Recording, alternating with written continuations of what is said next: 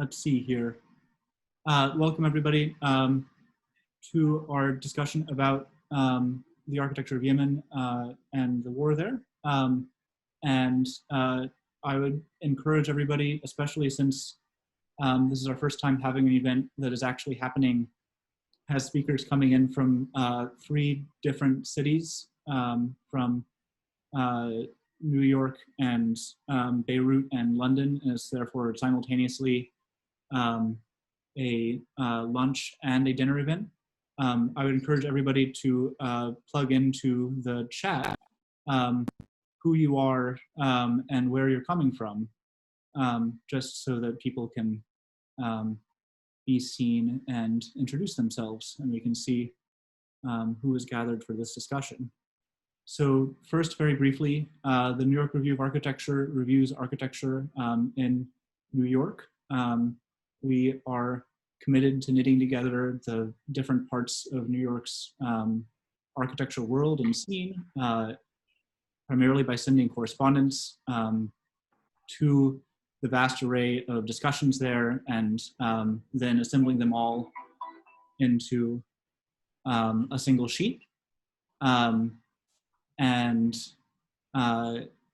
would now have Madeleine introduce the Ballot, if you'd like to say something. Yeah, sure. Hi, everyone. I'm Madeleine Schwartz. I am the editor of The Ballot, which is a pop-up magazine covering every 2020 election in the world except for the US. I encourage you all to check it out at theballot.world. It is free for all. We have covered 30 countries so far, including South Korea, Iran, Bolivia, and Poland. So it's quite exciting, and we're very grateful to be co-hosting this event. Great. And with no further ado, I would like to give a very brief introduction to Yemen so as to better ground the conversation for those who do not know very much about the region. I apologize in advance if this is a little basic for those who are already quite familiar with it. First, I would lead with the population. More than 28 million people live in Yemen. That's the population of Texas and almost the same as the population of Saudi Arabia, which is 33 million, even though Saudi Arabia receives much more attention. Geographically and culturally, the country can be understood in approximately 3 distinct parts. The mountainous northwest holds the southern end of the Sarawat mountain range, which forms a spine to the Arabian Peninsula. These mountains are cool and often covered with terraced farms. The capital Sana'a is here, and most of the population lives here. The flatter southwest is dominated by the port city of Aden, nestled in the crater of an extinct volcano, whose deep water port and extremely strategic location adjacent to some of the world's most trafficked shipping lanes has made it an important trading city. Finally, the southeast is largely a desert, a continuation of the empty quarter, interrupted by a gigantic depression, a dramatic canyon that captures all the water whenever it rains, that forms Wadi Hadramaut. A very traditional culture here belies the diaspora of merchants from the region who set up in Saudi Arabia and around the Indian Ocean and still send substantial support back to their hometowns. Whereas the southern coast and city of Aden has long been held by others, mainly the Ottomans and British, since its conquest by the Ottomans in the 1500s, the northern area around Sana'a has never been a department of anyone else's empire. As one Ottoman general wrote after a force dispatched in 1539 was reduced from 80,000 to 7,000, we have seen no foundry like Yemen for our soldiers. Each time we have sent an expeditionary force there, it has melted away like salt dissolved in water. This tension between North and South played itself out in a Cold War partition where South Yemen was aligned with the Soviet Union and North Yemen with America, and even after unification in 1990, tensions erupted again in a 1994 civil war and in the current conflict. After the protests of the Arab Spring in 2011 led to the abdication of the longtime president, tensions escalated, and in 2015, a northern armed insurgency, believed to be aligned with Iran, the Houthi, seized the capital Sana'a from the Saudi-aligned government under President Hadi. Since 2015, the Saudis and their Gulf allies have tried to beat back the Houthis and restore their government through a campaign that largely depends on mercenaries and airstrikes. According to the Yemen Data Project, the airstrike campaign has now lasted 1,926 days with 21,393 strikes, killing 8,701 and injuring 9,760. A Saudi-led blockade has led to a famine in which 20 million Yemenis face hunger, as well as shortages of critical medicines. Repeated attempts by the American Congress to sanction Saudi Arabia and halt the use of American munitions have been vetoed, resisted, and sometimes circumvented by the Trump administration, which seems intent on pleasing the Saudis and selling bombs. For an example, recently the Trump administration even fired the State Department's Inspector General, Steve Linick, after he opened an inquiry into attempts by an aide to Mike Pompeo to circumvent Congress and complete the sale of 22 batches of munitions, mostly made by Raytheon, worth $8.1 billion to Saudi Arabia. For our conversation today, we are joined by Salma Samar Damluji and Iona Craig. Salma is an architectural historian and the leading authority on Yemeni architecture. She is a professor at the American University of Beirut and the author of the book, The Architecture of Yemen, which I actually have right here, if I may demonstrate, and actually has a new edition coming out in 2021 called The Architecture of Yemen and Its Reconstruction. Iona Craig is the preeminent English language journalist on the conflict in Yemen. Her work has won numerous awards, including the 2016 Orwell Prize for Journalism, the United Kingdom's most prestigious honor for political writing, and the 2014 Gellhorn Prize. And so, with no further ado, Professor Salma, to just start with some very basic questions, could you tell us what makes the architecture of Yemen distinct? I'll tell you, it is, as far as I'm concerned, and eventually, unfortunately, hope the world will discover before it's too late, it is the most unique country in terms of the richness of an architectural heritage that is really unsurpassed in the 20th or 21st century. There isn't a single country in the world that can boast the sophistication of earth architecture that Yemeni architecture owns, whether in the major cities or in the hinterland. And just to correct a small lapse in your presentation, Hadramaut is not a desert. Hadramaut is one of the most fertile areas, if not the most fertile regions of the entire whole of Arabia, as we know it. Arabia meaning, what currently is Saudi Arabia and the Gulf and everywhere else.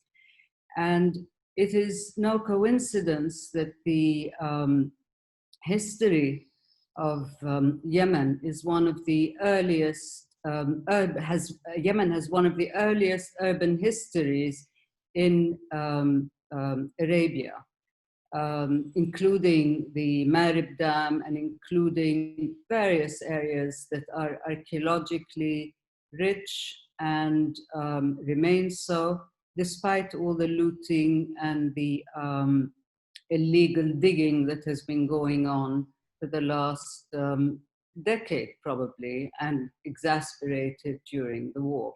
What makes the architecture of Yemen extremely distinct is the fact that we're talking of up to 6 or 7 stories of high-rise buildings where the expansion was vertical as opposed to horizontal, using what we call earth materials, meaning natural materials and resources. And that's what makes it not just sustainable, but economically viable. In terms of the fact that we're talking of materials that are stone, sun-dried mud brick, baked bricks, and a material known as girf, which is actually shale. And all over the Yemen, without any exception, you will find that these high-rise buildings, not just in Shibam and Sana'a, exist in areas where even some foreign visitors have never been.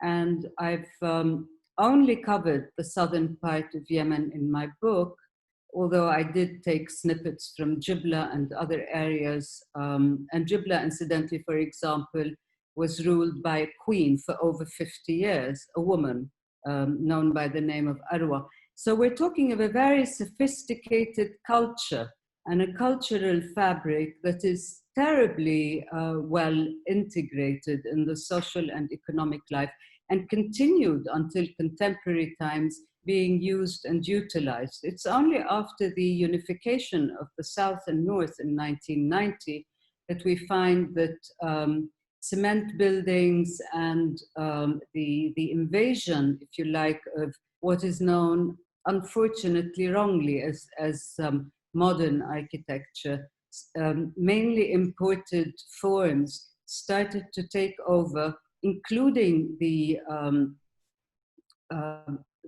funded mostly by remittances coming back from the Gulf, from many of the immigrants of the Yemenis.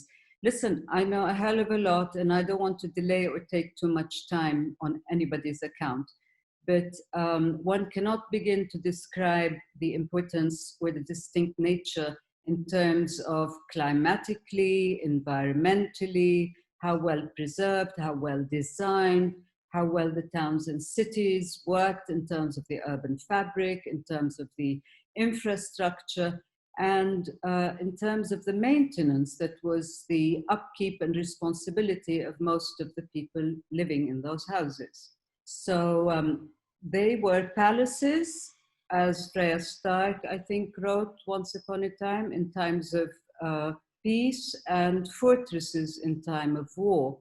In the sense that, for example, if we take the house in Sana'a, the typical Sana'ani house, or in Jibla, or in Taz, or in Hadramaut, where I've been working for over God knows how many years now, since 1982 to be specific, you'll find that these houses had one entrance. The first 2 stories were never used for living, and they were used for storage or keeping the livestock, and people were totally self-sufficient. And then each floor had a set of apartments that were completely independent and very well separated. And in Sana'a, the men, of course, used the upper floors for sitting at during the afternoons and chewing their qat, while in Hadramaut, the living areas used by the men, and in particular the traders, whether in Shabwa or in Hadramaut, were actually closer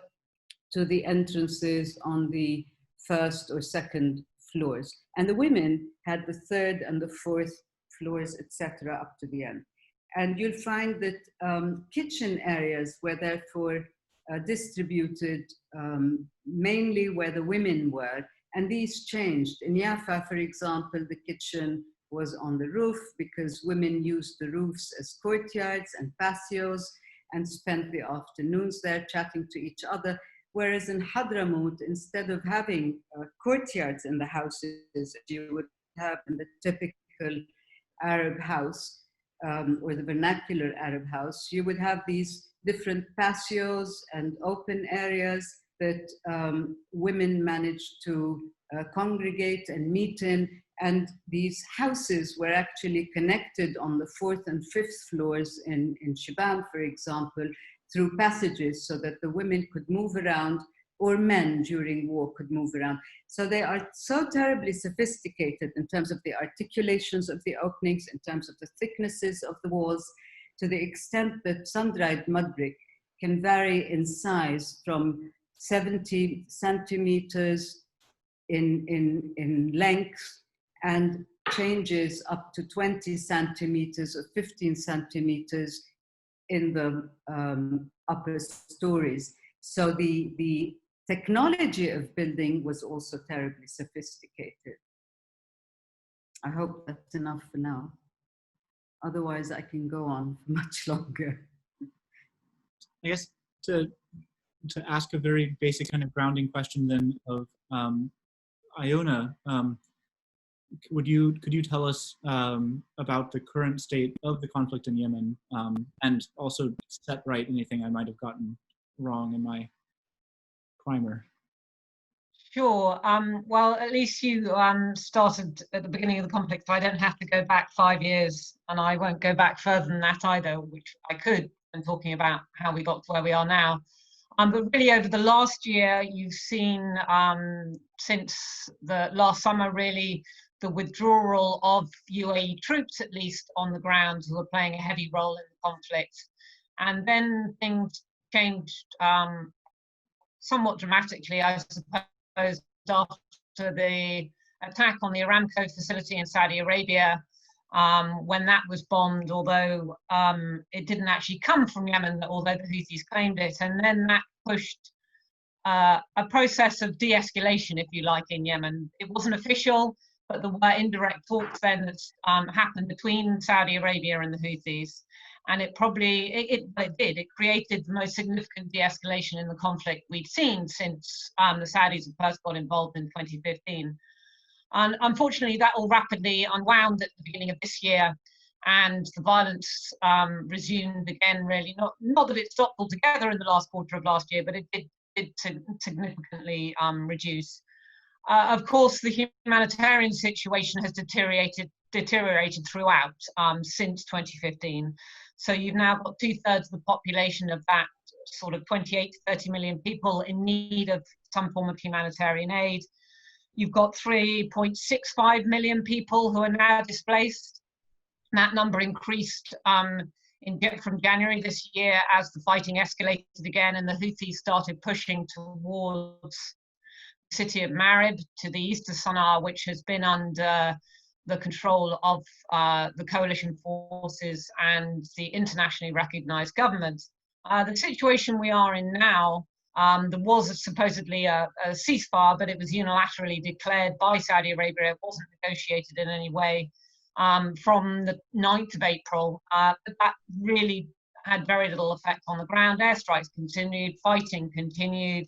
That ceasefire that never was came to a close after the end of Ramadan, and again we've seen escalation in the conflict. Now, of course, on top of all of that is the situation with coronavirus, and Yemen was one of the last countries in the world to officially record any cases of COVID-19, but it became quite clear, I was in Yemen at the time when that happened, that the first official case was recorded on the 10th of April, and towards the end of April, it then appeared in Aden. But when I was in Aden, it became quite apparent that the disease had been there for some time by the time official cases were recorded. And the city was inundated with people getting sick. And without the medical facilities to help to cope with it. Because of the conflict, less than 50% of medical facilities are operating in Yemen anyway.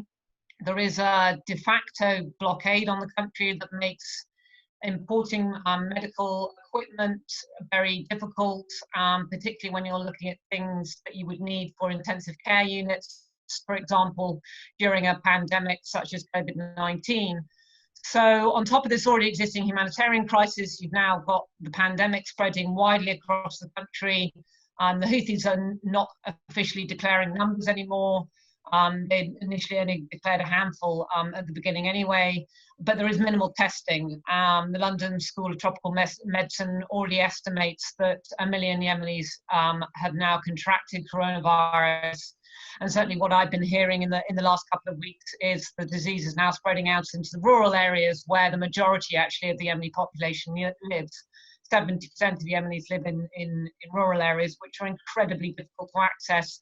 Many of them have no tarmac roads or asphalt in order to be able to get to them. Added to that, I'm sorry, there's nothing really optimistic to say, is the defunding of humanitarian aid. So there has been, UN agencies have been losing funding. They've been cutting back programs in the last month and 6 weeks, and will do so more going forward because of a lack of funding. And there was a recent funding effort in Geneva in May, and that fell $1 billion short of what was needed. And so, and again, onto that, that is the issue of remittances. Because of the global shutdown, because of Yemenis have relied increasingly on remittances since the conflict started, because of the situation domestically with the economy and the devaluation of the currency, and the inflows of and Saudi reals in particular into Yemen are worth up to $10 billion a year. And a lot of that money now is drying up because Yemeni expats working abroad, particularly in the Gulf, the majority of Yemeni expats work in Saudi Arabia, 61% of them are no longer able to send that money home because of job losses because of the pandemic. So the situation has long been now, because of the conflict, because of the war, that although there has been food in the markets, it's been increasingly expensive and people have not been able to afford to buy a lot of it, or even if they're buying it in much reduced quantities. And we're going to see more of that. And as the UN has only warned in the last week, many more people are going to starve to death now. The conflict is estimated to have killed perhaps as many as over 100,000 people, but that doesn't include the people that have died as a result of starvation in the humanitarian crisis and for lack of medical care for treatable illnesses and diseases. And the situation now is probably as dire as it has been at any time during conflict. Certainly when I was in Aden, when the pandemic had kind of reached the city and people were getting sick very rapidly, it kind of reminded me of the situation in Aden in 2015 when I was there, when the city was besieged by the Houthi Saleh forces at that time. And the Houthis were blocking humanitarian aid getting into the city. But it felt as dire last month when I was there as it did back in June 2015 when the city was under siege. And it's really hard to get an idea, particularly in northern Yemen at the moment in the Houthi-controlled territory, how bad the COVID-19 situation is there, because there's a lot of repression now on reporting, and the situation with COVID-19, it's very dangerous for people to speak out, whether it be journalists or medical practitioners. But the situation was certainly very bad when I was there. And at the same time, you now have the situation with the southern separatists as well, going back to your introduction, Nicolas, about the old history between North and South. The Southern Transitional Council, who were effectively created by the UAE and been supported by them since 2016, have been fighting on and off with the Hadi government. So factions within the anti-Houthi coalition, if you like, clashed last year, and then fighting again started in May, and the STC declared self-rule in Aden at the end of April. So whilst people are generally Yemenis busy trying to survive, the conflict between the Houthis and the coalition has escalated, but you've also got another fight going on between the Southern Transitional Council, very much backed by the UAE, and the Hadi government, the internationally recognized government of President Hadi. So the conflict is getting worse as far as the situation is on the humanitarian side, but it's also getting far more complex as time goes on. You've got multiple factions involved, particularly on the anti-Houthi side, and it means that trying to reach any political resolution to the conflict becomes increasingly difficult as time goes on. And yes, I mean, you know, the really since the bombing of Aramco last year happened, it really focused, I think, the Saudis' mind on trying to extract themselves from this conflict. But at the same time, the Houthis have seen it as an opportunity to bargain for more, if you like, while at the same time trying to push on Marib. And if they did succeed on trying to take hold of Marib, of course, you're going to see another 1 million people at least displaced in the conflict if that happens in the middle of a pandemic. So yes, all in all, there is nothing really to be optimistic about on the war front. And whilst all that goes on, Saudi coalition, of course, as Nicolas mentioned at the beginning, is still very much supported by both the US government and the British government in their efforts in the fighting, both in the supply of arms and also diplomatically as well. That is very helpful. I think Madeleine has a question. Yes, well, this is a question, I guess, more for Iona, though, Salma, if you also wish to interject, that is absolutely fine. I think most of the people who are at this lunchtime talk are Americans, and very few Americans, I think, are aware of our own government's involvement in the conflict in Yemen. I was wondering if you could speak a little bit about when that involvement began and how it has affected what's going on in that country.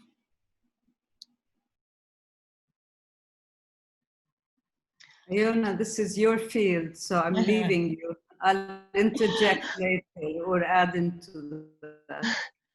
Well, of course, this goes back to the strong relationship between the US and Saudi Arabia, and indeed the UK and Saudi Arabia and the rest of the world and Saudi Arabia, really, that goes back decades. So it was no different under the Obama administration than it has been under the Trump administration in that respect.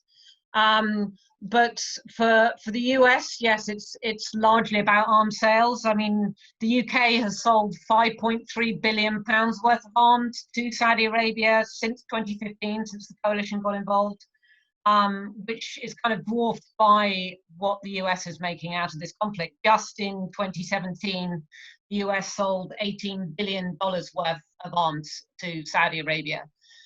So it's very big business, and the US government has also been involved in intelligence on the ground as well, although there has been much denial about the length and extent that that goes to. But certainly there has been, you know, an infamous that nobody's actually seen apparent no strike list that the US drew up as well. It was supposed to be targets that shouldn't be bombed by the Saudi coalition, that were vital to humanitarian support, that were then hit. But yes, the US has been obviously a strong ally of Saudi Arabia, and that supersedes any consequences it is to be on the ground in Yemen, despite the humanitarian crisis, despite what are clear, you know, international human rights law violations on the ground and potential war crimes, certainly that I've seen and documented in Yemen, that has done little to sway the US administration at the moment into suspending arms sales. They were briefly suspended at the end of the Obama administration. Precision-guided weapons were to Saudi Arabia, but they then quickly resumed once President Trump came into office. And as Nicolas was indicating at the beginning, there are attempts now to even prevent Congress from congressional oversight in those arms sales in order for Congress to have some say in whether they continue or not. So it seems very unlikely that there will be any even mild pressure put on Saudi Arabia to that extent, where leverage exists with arms sales, and there hasn't been really throughout the conflict. And the UK government is in a very similar position, and it's also about sort of currying favour, if you like. Those weapons are sold in exchange for diplomatic support as well, if you like.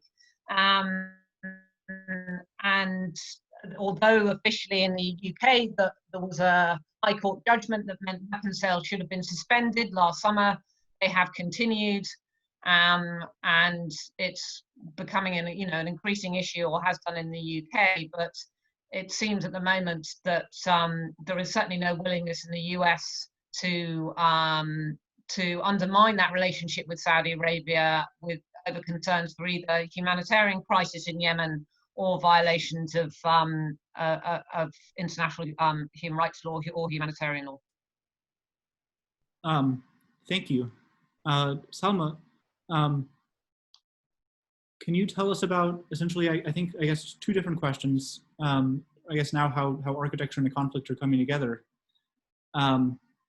You had said that important landmarks, including mosques, Sufi saint tombs, traditional quarters, and landmarks have been targeted and destroyed systematically in Yemen.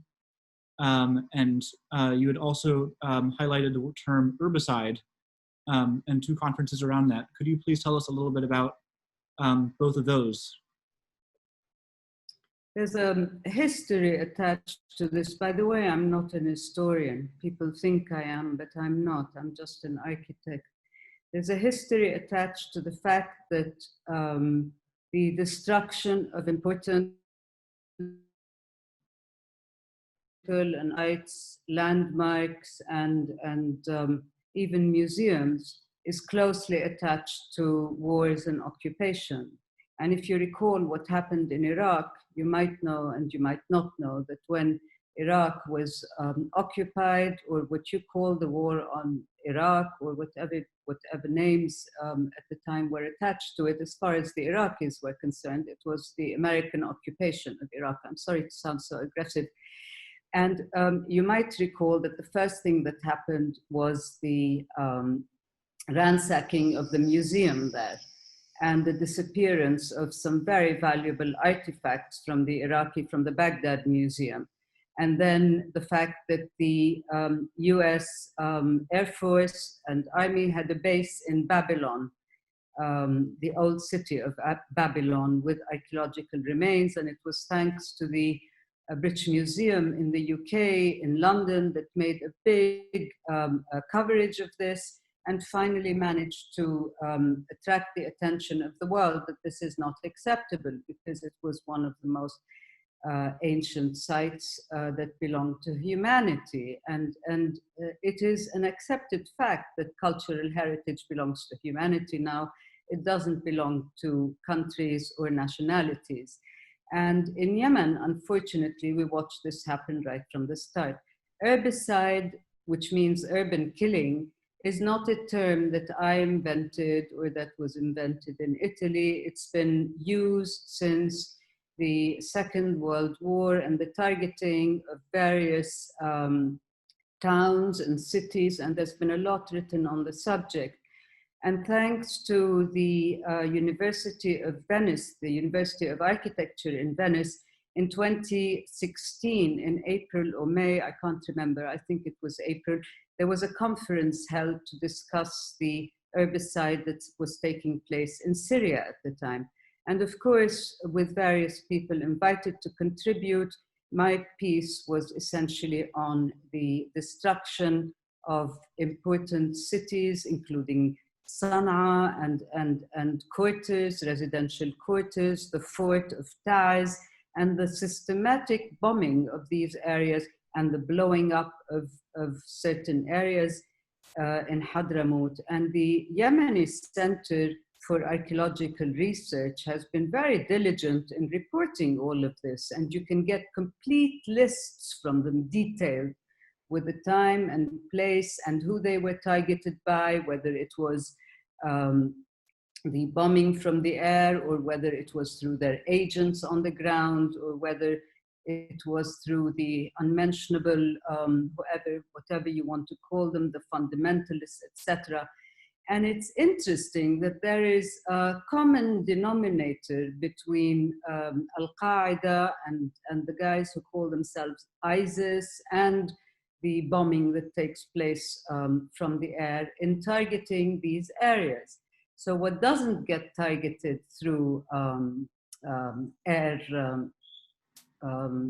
bombing, or whatever it's called, actually gets blown up on the ground thanks to these people who do not believe that, for example, domes or they don't believe in Sufi, in the practice of Sufi Islam, because Yemen is one of the most peaceful, has been exporting peaceful Islam since the 15th and 16th century.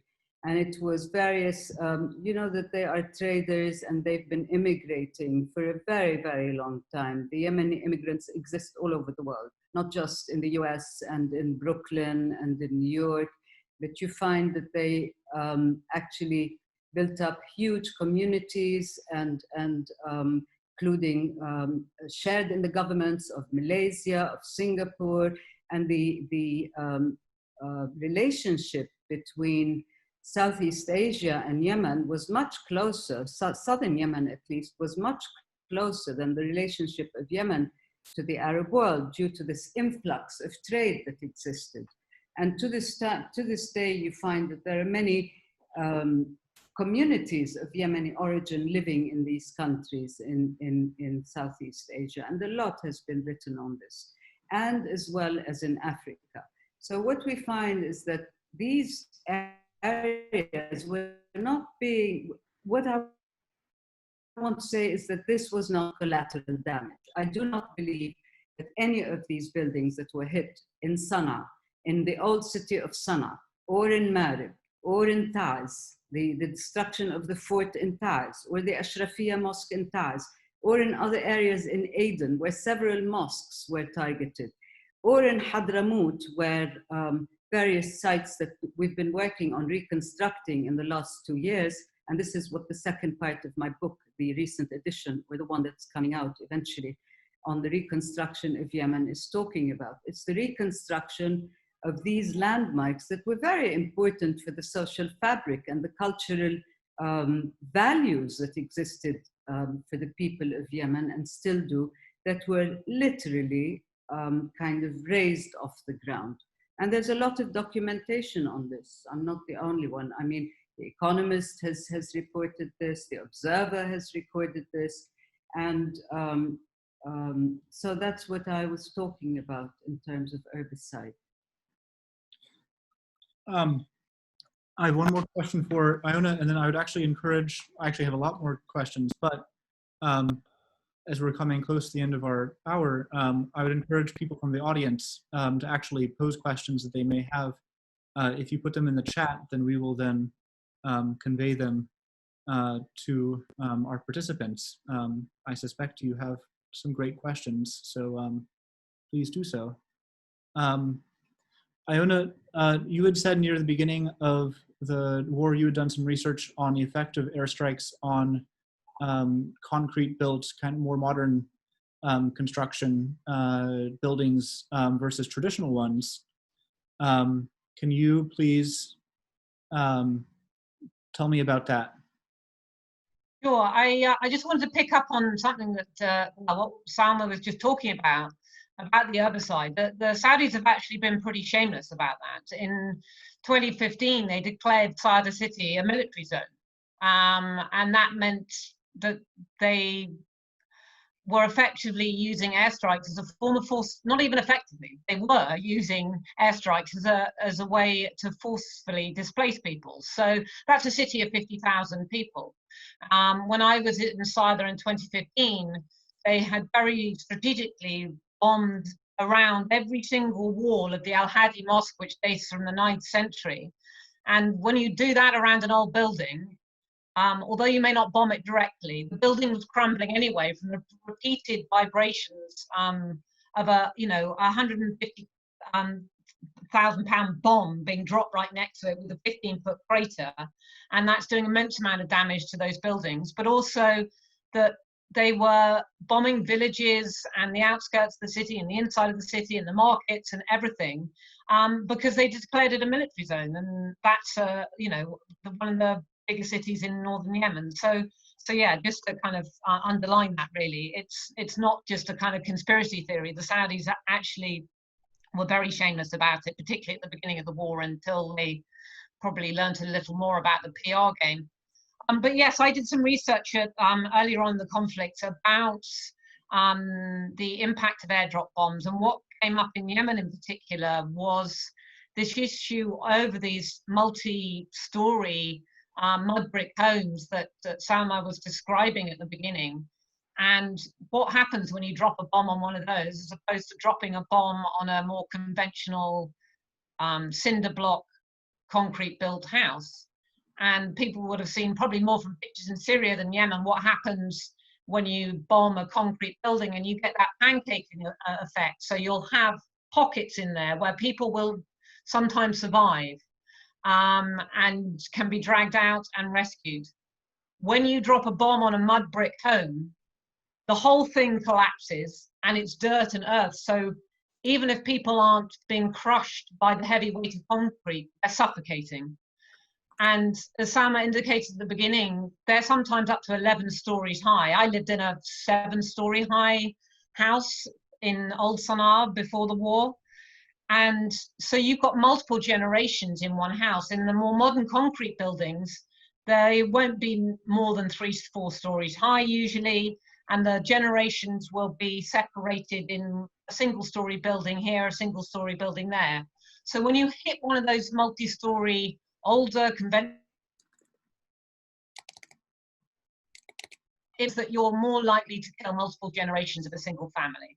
And also a lot of them are what we call in the UK terraced housing. I don't know what that comes out as in America, but it means when they're tightly packed, so they're sharing walls. Again, the concrete houses tend to be separated.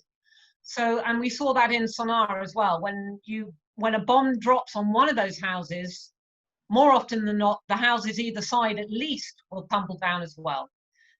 So the devastation is much greater. The risk to civilians is much greater.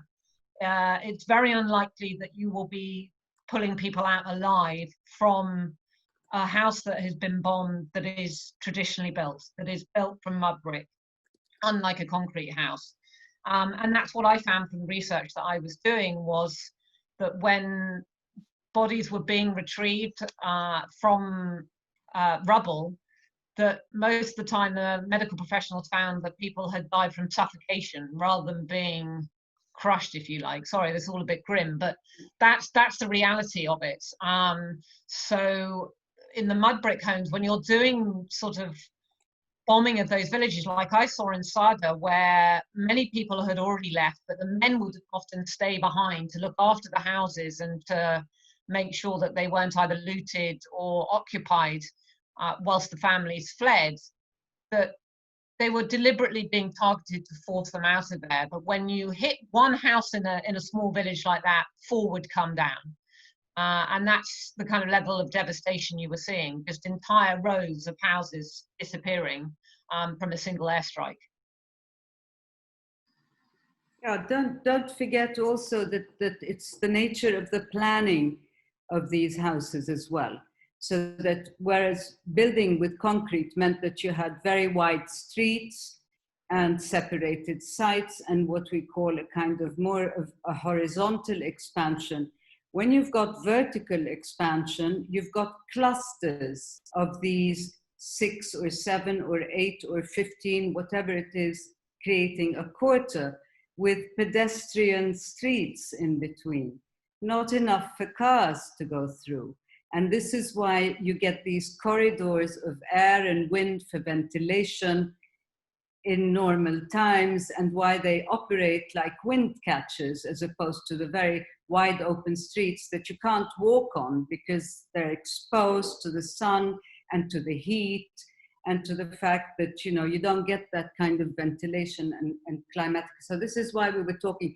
So you can imagine that when you drop a bomb or there's an airstrike in a quarter, not only do 4 and 5 or 6 houses collapse sometimes, and if they don't collapse, there's enough damage because these buildings, it should also be added, are constructed, sorry to sound technical here, but they're all constructed using load-bearing walls. So the outside walls are the walls that are actually carrying the buildings. This is why they tend to also taper. And this is how you can carry up to 10 or 11 stories, whether in sun-dried mud brick or in stone or in shale. So what happens is any damage that affects one of the side walls, and these walls breathe, so the building moves. So in terms of earthquakes, it's always much better to have a mud brick or an earth house than it is, or a building, than to have one in cement, because they manage to move. The buildings move and they give and they take, and this is why they heat up in the summer, and inside they still remain cool. So there's this kind of synergy that takes place in the design of these quarters. And this is what makes a city very, very successful, or a city like Sana'a or Aden. And Sada is a very, very important city in terms of the heritage of earth architecture. It's exceptional. And it should be added that this bombing and the airstrikes and the aggression that's been taking place in as far as Sada is concerned has been going for much longer than the recent war. I mean, Yemen has already been ravaged by a lot of kind of internal wars that were taking place, and some that were inflicted prior to this current war. Area areas being that are some of the most important landmarks where visitors used to come. And these, whether it was Shibam, luckily not in Sana'a, but a lot of this did take place in bombing areas that tourists visit in order to kind of distract tourists from visiting or to deflect them from visiting. So, I mean, bombing traditional areas means you're going to get rid of entire quarters, not just one street or three buildings here and there. And even though there are gardens in between, most of these, this is why we say this was not collateral damage. And yes, it has a lot to do also with the displacement of people. And they always use the excuse that, yes, fighters and warriors always take refuge in these old towns. You know, there's always a very good excuse, like the collateral damage of bombing the Médecins Sans Frontières hospital in Yemen. So, I mean, yes. Thank you. We're starting to get questions from the audience, some of which Iona is actually replying to in real time in the chat. We are, I would encourage people, and people are also sharing resources, which is really nice. So I would encourage people to continue to do that. And actually also, if you came late, just introduce yourself in the chat, just so we have a record of who came to this conversation and where they were coming from, because I find that this is an interesting gathering of people. And now I have a question actually from Adam Barron. And so I'm going to, great, Adam? Yes. Is the sound working okay? Yes. It appears it is. Iona is nodding. All right, sweet. In addition to the direct causes of direct results of the conflict, Yemen's heritage has also been damaged quite a bit, or has witnessed damage due to things that are indirectly caused by the conflict. I mean, to just take the obvious examples, because I was just in Marib and because I just ran into Iona there, well, just by Corona travel standards. So Marib Dam, the oldest, one of the most important engineering works in the world, was basically half destroyed by an airstrike. But then at the same time, you have areas that were not hit by airstrikes that have also suffered substantive damage. So we'll take Archbishop Qais, Yemen's most famous Sabaean temple, which is now riddled with graffiti because while it's under around a fence, there's no protection, it's uncared for, and you've got people literally carving their names into a 6,000-year-old temple, or 4,000, whatever. Obviously, the task of preserving all of Yemen's plethora of heritage sites was a momentous one, even in the best of times. And indeed, that's something that Salma touches on in her book. How does one go about doing so now? Is it simply a matter, in some sense, of making the hard calls of naming and identifying priority areas? Because even, I mean, the number of places, I mean, when you're talking about homes, et cetera, that have been effectively, that are being erased, particularly when it comes to what a lot of Yemeni architecture is made out of, is just astounding.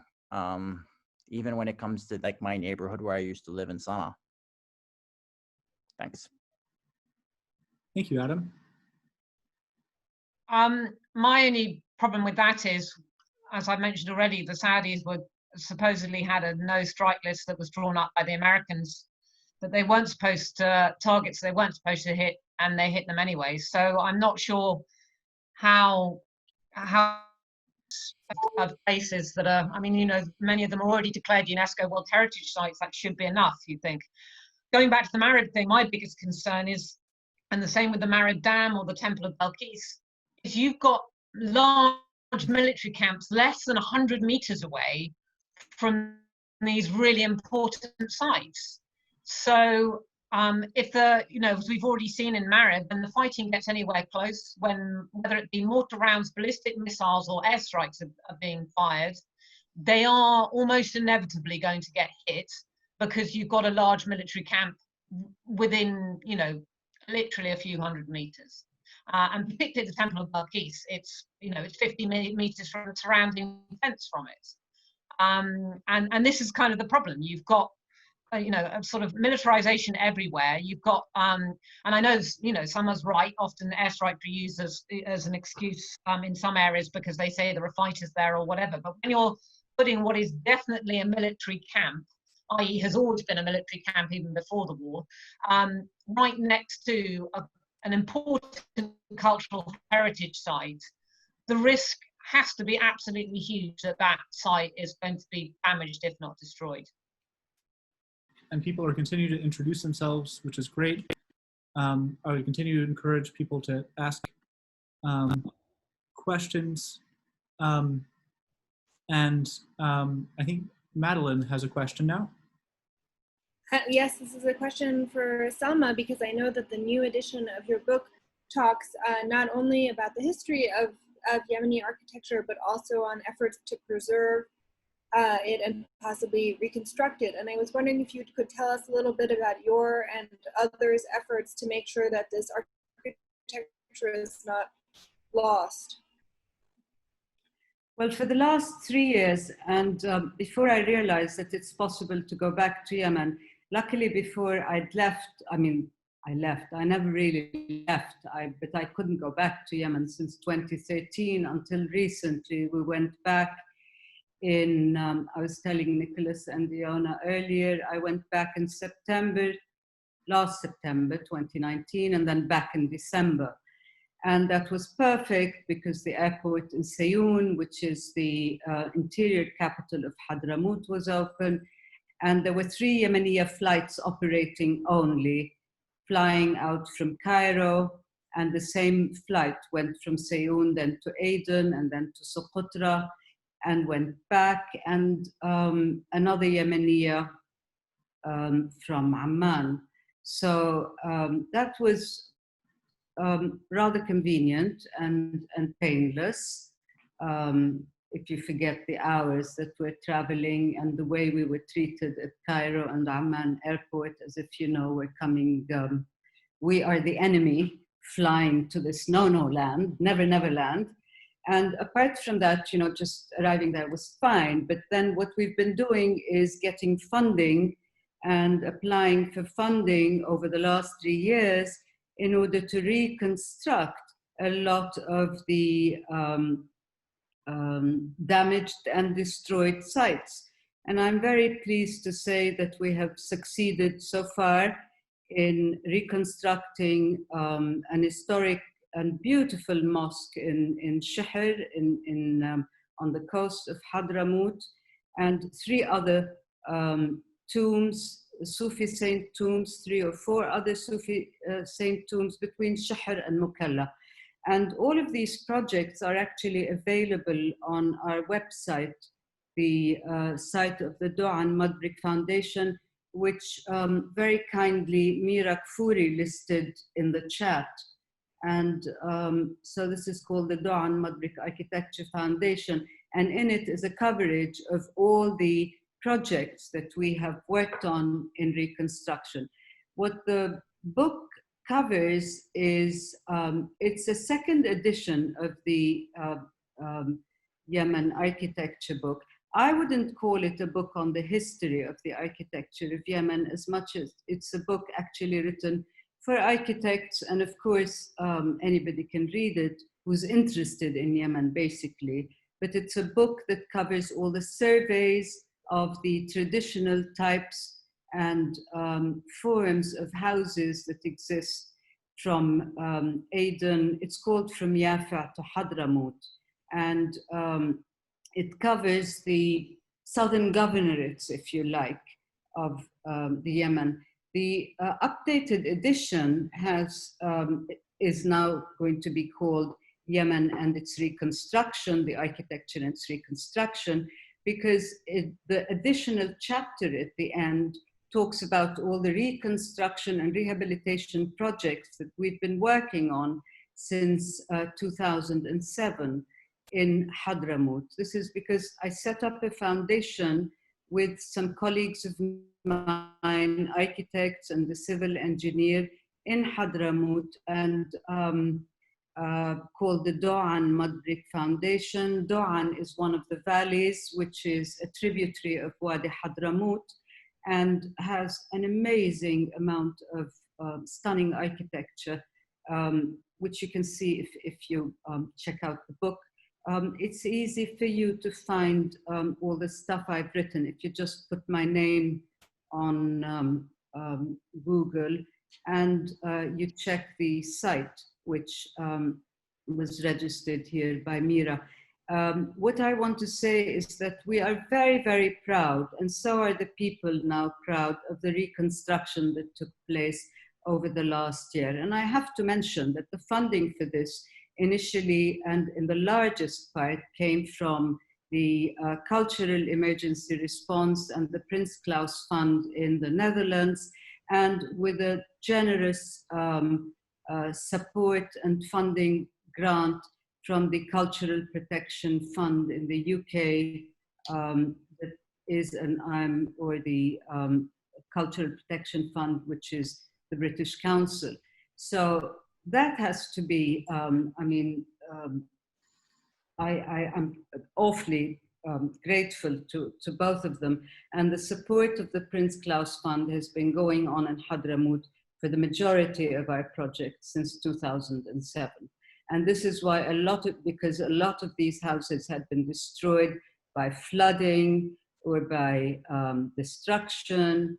And so this, it's not a restoration because I'm not a restorer, nor am I an historian, but it's all about the fact that Yemen is still blessed with a huge manpower, specialized manpower in construction and building, so that you do have the master builders who are capable of not just teaching us architects, but of actually still managing and building this work. This is why I call this architecture a contemporary architecture that is more valid than anything that we call, if you like, modern, and it's far more superior. So the reconstruction of this has been extremely valuable, not for political reasons, as far as I'm concerned, but for the social reasons, and to give the inhabitants courage that the buildings will not be destroyed, the buildings that they are attached to, the sites that are spiritual for them. I mean, can you imagine mosques being bombed and people being told that this saint who's been there since the 14th century or the 13th century is going to be bombed because people come and do visitation in these sites? And in the beginning, there was a lot of apprehension when we received the funding in order to do this reconstruction. And a lot of people were apprehensive because they were worried, because they thought that, and they believe, and I was warned even, that the same forces who had destroyed these buildings are still there. And as far as I was concerned, I never had fear about this issue, and we worked very quietly. And since they saw that the people leading this foundation is not me, they don't consider me a foreigner, they consider me a Yemeni in Yemen, although, and by this time I've been going there for so long that everybody, or this way, everybody knows me because they remember me since they were 4 or 5 years old. It's terrible to say this, but it's also gratifying in many ways. So we do this work and we do it without publicity, and this is what matters. And we had a lot of support from the governor of Hadramaut, who was extremely proud, and we got a lot of support also from the inhabitants themselves. And when they saw that these buildings are actually being razed, everybody became extremely helpful and started to contribute. We're now at the end of our hour, but if you don't mind, I might hold on for just a little bit longer just to make, to wrap things up. Iona actually anticipated my last question, which was going to be if the two of you had questions for one another in the chat. I just want to say quickly, personally, I spent a summer in Yemen in 2008. That was the origin of, I think, my interest in the country, and I lived in Sena. And just to testify to not just the extreme beauty and livability of the architecture there, it's ingenious. They actually have the old city there built in such a way that all of the streets were created such that when it does rain, and when it rains, it pours, all of the water goes to a central trench that runs through the middle of the city, and that trench then becomes a river, and it has bridges over it. And it's beautiful and gorgeous, and a really effective way of dealing with rainwater. I guess my question is essentially, Iona, would you like to pose your question straight to Salma? And then if Salma has a question for Iona, and then in concluding for both of you too, is just, and I think people have been already doing this and sending up resources, but how people in America can at all have an impact on this conflict, and anything they can do to help. I can say personally, it just pains me enormously to know that my taxpayer dollars help pay the salary of people who are hawking weapons to the Saudis. And so it would be good to try to offset that in any way possible. Iona. Let me answer Iona's question because I've read it. Thank you, Iona. And then I'll just have a small comment before I give the floor to Iona to respond. Concerning the climate change, what's happened, unfortunately, in Hadramaut, I don't know what the situation is like in Sana'a, is that we have a lot of drought. And the drought has had a huge impact, of course, because a lot of the water is provided through the sails or through the torrential rains, seasonal rains that come in, so that the flooding was an important aspect of the actual ecology of the place and the area, because I'm sure you're aware that there were natural huge storage areas in the rocks, in the mountains, created to store water. And this is where the source of water for Hadramaut and the Hadrami towns and villages came from the actual flooding and the annual flooding.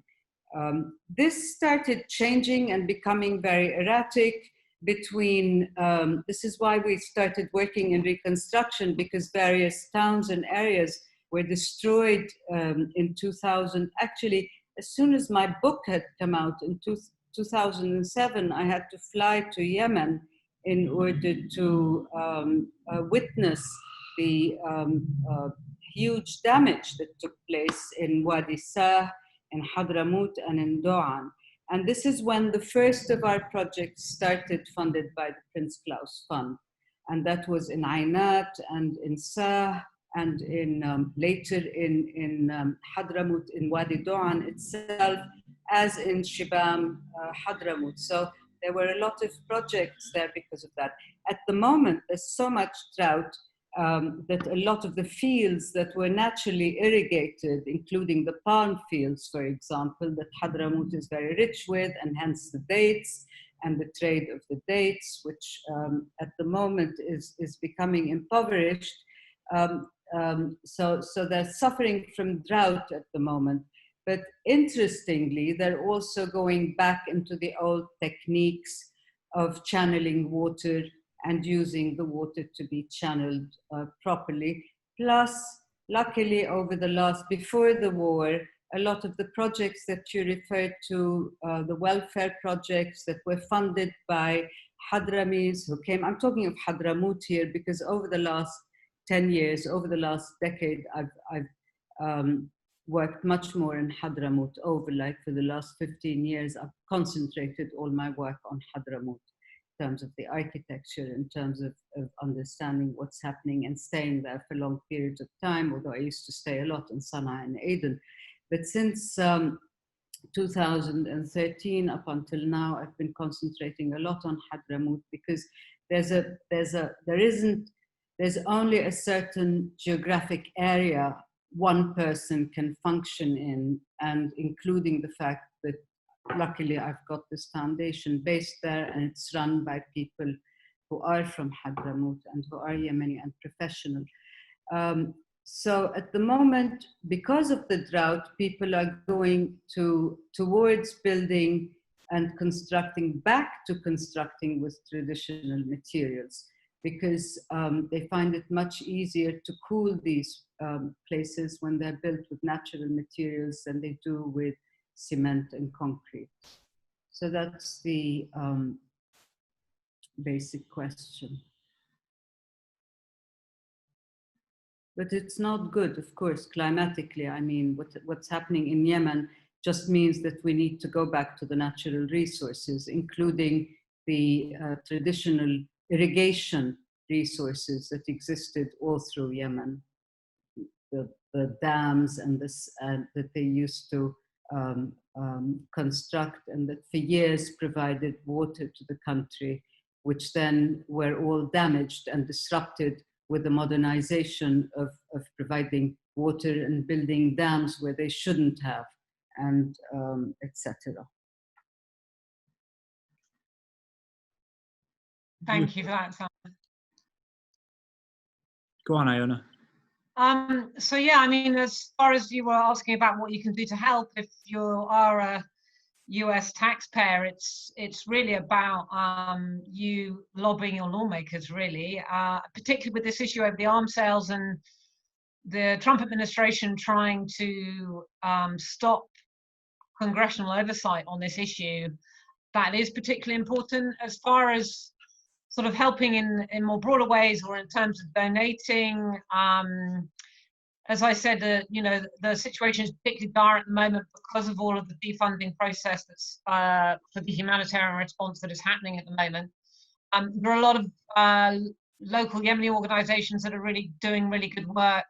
There is one based in the US, which perhaps, given the topic of discussion tonight, is appropriately named the Yemen Relief and Reconstruction Foundation. They're at yemenfoundation.org. I have nothing, I'm not plugging them to have anything to do with them, just so you know. I'm not connected to them in any way.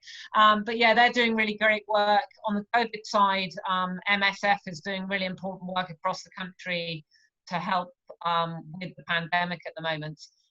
Yeah, those would be my three recommendations. If you're a US taxpayer, to get in touch with your lawmakers and make them aware that you think this is an important issue, and that that they need to care about it too. But beyond that, yes, if anybody's got any spare pennies to donate, I'd recommend the yemenfoundation.org and MSF for the COVID response.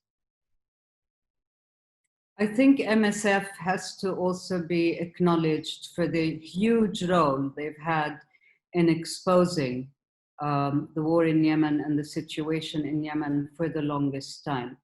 And up until when I could do anything and go back, I almost wished an architect. They are the foundation we really have to donate to the most, because their work has been heroic as far as I'm concerned. And unfortunately, I'm not affiliated to anybody there, but I always make a point of saying this, and I can never ever forget their role. And there was recently an interview with one of the MSF on the World Service, BBC World Service, that was so touching, of one of the doctors who was based in Yemen and in one of the hospitals there, and how close he became to all the Yemenis there, and how difficult it was, and how the first case they got at the time after they constructed and set up the hospital was a maternity, a childbirth that was so complicated, and all the social conflicts that take place because they are foreign. And they were, I mean, it was so touching. And he was talking about how close he had become to the Yemenis there, and how after he left, he felt impelled not to keep in touch because it was just so painful for him. I mean, the role of the Médecins Sans Frontières is really one that is above everything else happening in this horrible world of war and evil. And apart, it's not just the Americans and the British who need to coax their governments to stop this genocide that is taking place and destruction in Yemen. It's, I think, a question of humanity and evil. I don't want to sound naive here, but the amount of destruction and what Yemen has been subjected to in the last 6, 7 or more years has just been totally criminal. There is no other word to say it, and there is no excuse to use politics or to use proxy, Yemen becoming a proxy in a war. Just leave the Yemenis alone because they know how to resolve this. They don't need anybody to interfere, and just let them be. And no one is going to come out a winner out of Yemen. No foreign policy intervene. Not a single person who, I mean, it's very sad that some of the perpetrators of this war are now using the war as a long-term kind of stay, unwelcome residency or stay in order to make use of its heritage. Everyone has discussed why has Socotra been taken over by the UAE? Has anybody questioned this, you know? Socotra, which is one of 2 reserve sites in the world. You know, why has it been taken over by the UAE? There isn't a single Houthi in Socotra. You know, these are things we have to think of, that there's a long-term implications of what appeared to be a war between Iran and Saudi Arabia, or Iran, and I don't know. I mean, there are too many perpetrators here, and I don't want to have any political opinion at this moment, because I don't believe in politics or in politicians. But what I want to say is that the long-term implications and this economic occupation is what worries me at the moment.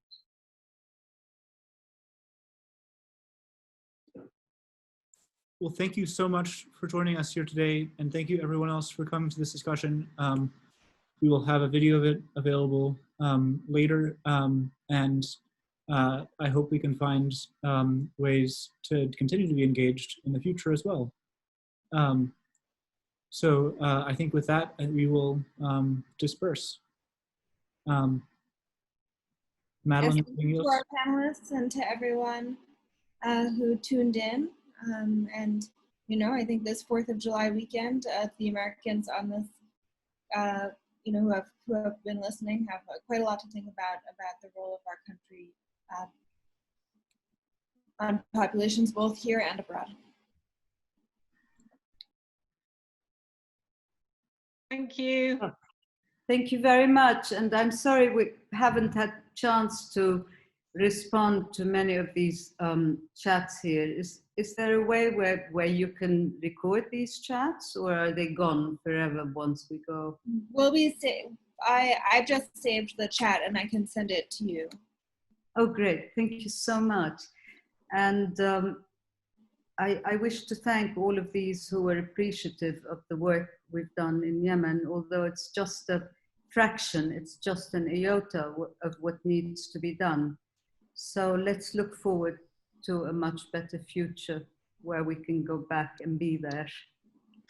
Yes. Thank you very much, Nicolas, for providing this opportunity. I think it's been extremely, what's the word?